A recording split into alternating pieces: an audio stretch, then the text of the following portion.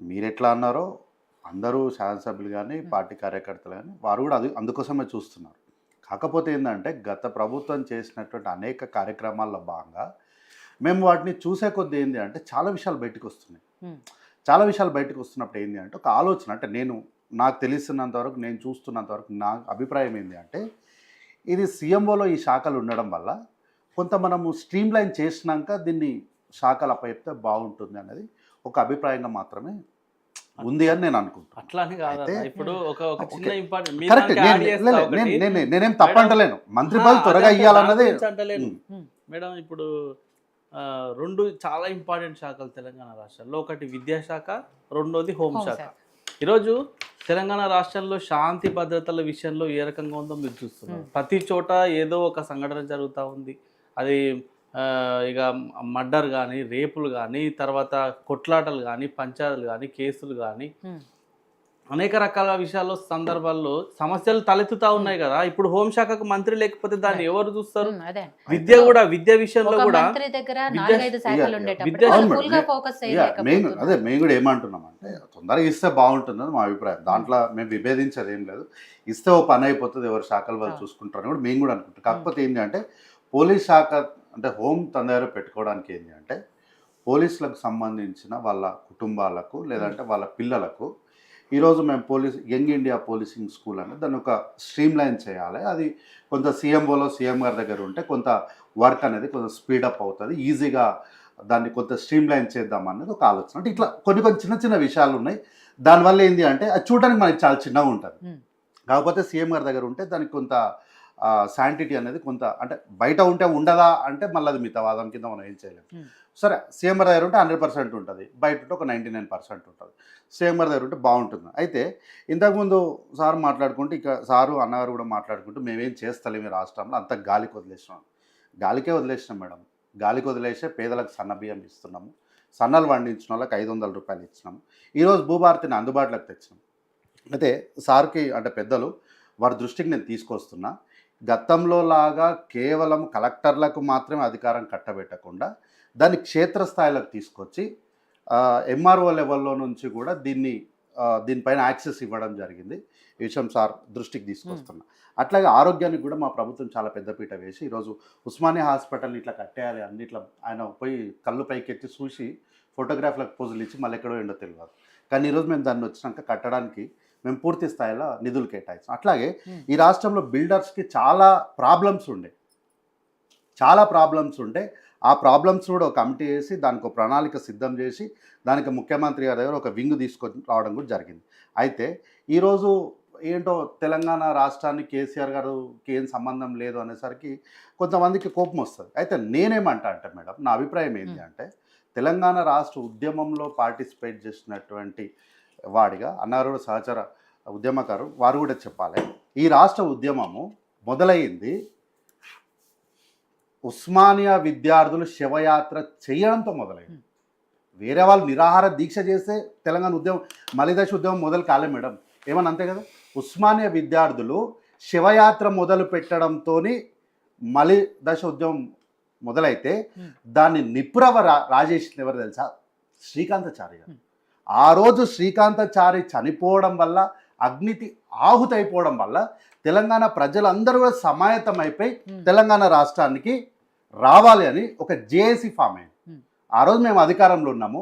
ప్రతిపక్ష పార్టీ 2 కార్డుల సిద్ధాంతం పాటిస్తున్నప్పుడు ఈ రాష్ట్రంలో ఆ రోజు నాకు తెలిసి ఒక్కరో ఇద్దరో ఎమ్మెల్యేలు ఉండే బీజేపీకి.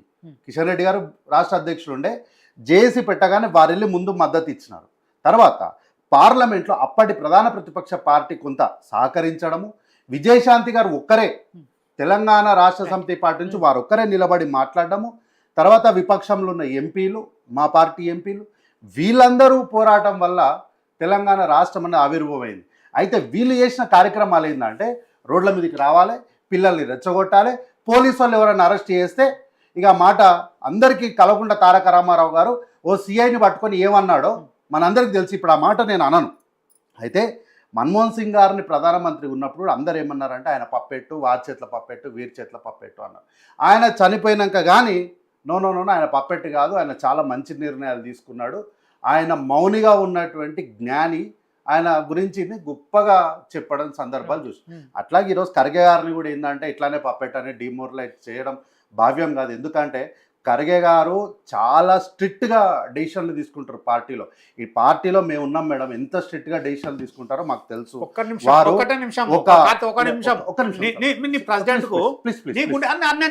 చెప్తున్నా, నీకున్నే 3 రాష్ట్రాలు దిక్కు, నీ ఖర్గే ఢిల్లీలో ఏం పడగొడుతున్నాడు?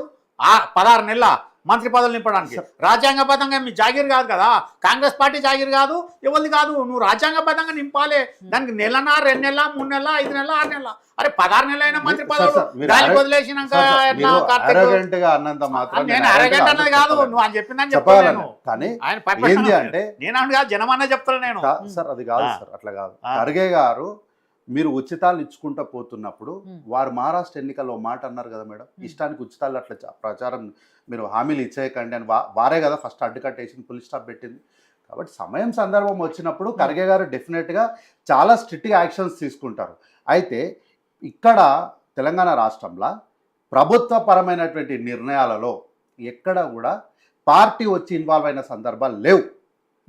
అట్లాగే మీనాక్షి నటరాజన్ గారిని మార్చాలని ఎవరన్నారు మేడం? ఎవరన్నా మీడియా పైన ఎవరైనా ప్రెస్ మీట్ చెప్పి పెట్టిరా, లేకపోతే ఎవరైనా ఉత్తరం రాసి ఇచ్చిరా? ఎవరో గాలికి దూలికి పోయినాడు ఎవడో మాట్లాడినాడు అని చెప్పేసి ఆ మాటల్ని పట్టుకొని ప్రతి ఒక్కరు మాట్లాడము, అందులో పెద్దలు కూడా మాట్లాడడం నాకు విచిత్రంగా. మీనాక్షి నటరాజన్ గారిని ముఖ్యమంత్రి గారు తర్వాత పిసిసి అధ్యక్షులు ఈ రాష్ట్రానికి కావాలని ఏరుకోరి తెచ్చుకున్నాము. ఎందుకోసం తెచ్చుకున్నామో మాకు తెలుసు. వారు రావడానికి, వారు ఈ రాష్ట్రానికి ఇన్ఛార్జ్గా రావడానికి ఒక వ్యూహం ఉంది. ఆ వ్యూహం ఏందో మాకు తెలుసు. మేము యాక్సెప్ట్ చేస్తున్నాం వారి నాయకత్వాన్ని. ఎస్, వారు స్ట్రిక్ట్గా ఉంటున్నారు, ఆ స్ట్రిక్ట్నెస్ కావాలన్నదే మేము కోరుకున్నాం పార్టీలో.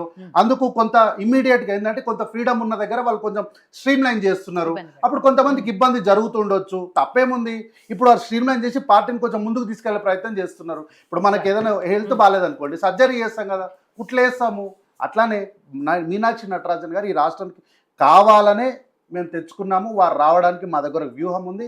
ఆ వ్యూహం ఏంటన్నా కొన్ని రోజులల్లో ఎందుకు తెచ్చుకున్నామనేది చాలా తొందరలో అర్థమవుతుంది. కాంగ్రెస్ పార్టీ ఆలోచనలు మిగతా పార్టీలకు అంత ఈజీగా అర్థం కావు మేడం. చూడడానికి ఏంటంటే కాంగ్రెస్ పార్టీని ఈజీగా ఏ మాట అంటే ఆ మాట అనేస్తారు, కానీ అది చేసే పని ఈ రోజుకు మనకు అర్థం కాదు, కానీ భవిష్యత్తుకి చాలా మంచి సత్ఫలితాలు నిలుస్తుంది. మొన్నట్లాగా బీజేపీ బీఆర్ఎస్ పార్టీ లాంటి దుష్ఫలితాలను కాంగ్రెస్ పార్టీ ఎప్పుడు ఇవ్వదు. రాజు గారు, సరే ఫైనల్ గా మీరు చెప్పండి, అంటే వాళ్ళకి మంత్రి పదవులు అయితే మంత్రి పదవుల విషయం మాత్రం వీలైనంత తొందరగా ఇస్తే బాగుంటుంది అన్నది కూడా అందరి అభిప్రాయం.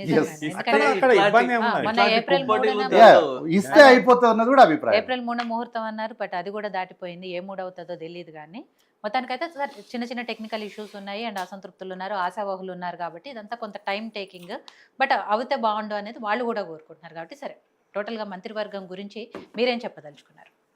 అదే వాళ్ళు తొందరగా ఫిల్ చేస్తే బాగుంటుంది అనేది అందరికీ ఉంది. ఎందుకంటే వివిధ శాఖలలో చాలామంది మీద పని ఒత్తిడి ఎక్కువైంది, పని భారం ఎక్కువ